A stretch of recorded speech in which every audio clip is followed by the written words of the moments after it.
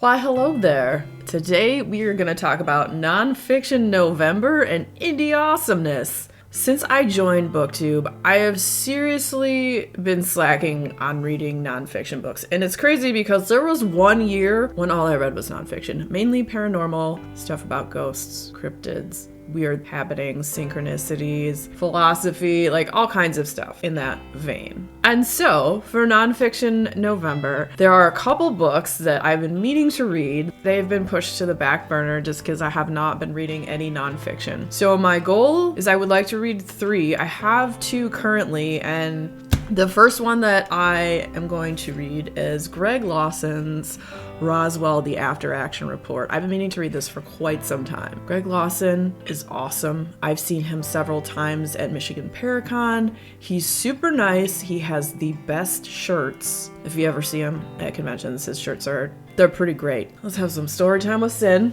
The Roswell incident is probably the most investigated and controversial UFO case in history. There are no shortages of beliefs and opinions to the actual events of this unusual happening. Dozens of corroborated witnesses and hundreds of professed witnesses have been interviewed, each with their varying degree of credibility. So in Roswell, the After Action Report, veteran detective Greg Lawson uses forensic statement analysis and his thousands of hours of training and experience to review the cultural influence, historical context, and the eyewitness testimony of those closest involved. The results of his review prove, once again, citizens should always be skeptical of those in charge. I read another one of his books, How to Be a Paranormal Detective, and that was great. And he has a few other books as well, but this is the newest one as far as I know. And I got it when it first came out, and I feel like a bad friend. I mean, we're not really friends, but we have met him a few times at Michigan Paracon, and I feel bad that I haven't read this yet. So, Nonfiction November, baby! We're gonna get back into it. And the next one was a book that I picked up back in April, and that is Extraterrestrial, The First Sign of Intelligent Life Beyond Earth by Avi Loeb. I was re-inspired to read this because I saw Read by Fred had read it, and I was like, I got this book quite a while ago, and I still have not got into it yet, so now is the time. Here's a little about this book. In 2017, scientists at a Hawaiian observatory glimpsed an object soaring through our solar system, moving so quickly that it could only have come from another star. Avi Loeb, Harvard's top astronomer, showed that it was not an asteroid. It moved along a strange orbit and left no trail of gas or debris in its wake. There was only one conceivable explanation. Do go on, Avi Loeb. The object was a piece of technology created by a distant alien civilization. Could be, we don't know. Now, with a new afterword by the author, Extraterrestrial reveals the thrilling story of the first interstellar visitor spotted in our solar system, outlining a controversial theory with profound implications for science, religion, and the future of our species.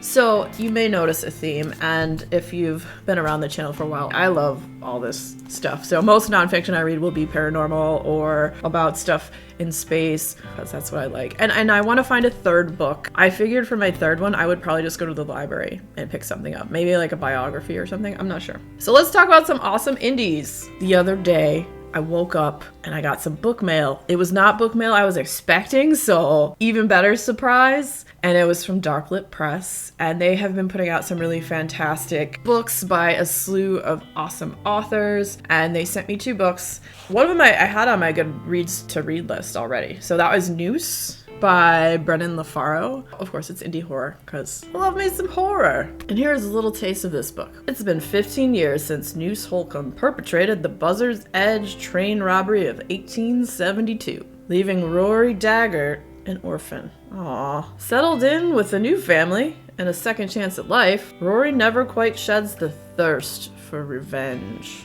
No.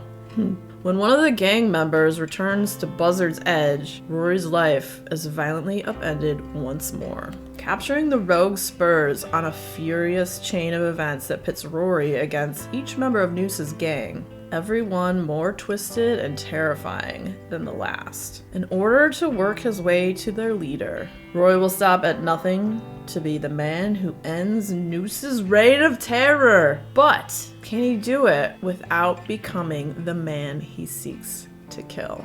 Can he? I don't know. We'll have to read it to find out. Recently, I've kind of got into Westerns. There's something gritty about them that just is, I don't know, kind of fun. I guess the most recent one that I read was On Barry Carroll by Josh Malerman. That was a really great one. And then the next book that they also sent from Darklit is The Goopiest of Goops, Inside Out by Lord Gislason. And this is the goopiest, goopy grimy gopher guts. I can't even say that. There's probably no gophers in this. I think it's just humans turning into blobs. We need more blob horror, don't we? This book, I've been seeing this all over the place. At least in the places I am on the internet. Twitter, Instagram, other booktubers I watch have talked about this book. It's a novella. I'm sure I could read this real quick, so this will be happening soon too. So a little bit about this one. This is an over-the-top tribute to the goopy, grimy, and gross horror of the 1980s, baby. After a mysterious infection spreads through the world, people and animals start melting into horrific monsters. Yeah? No?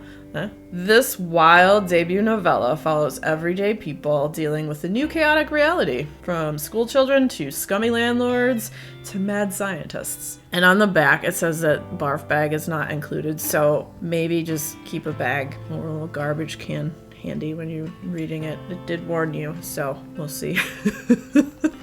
We'll see what happens. Inside Out, yeah!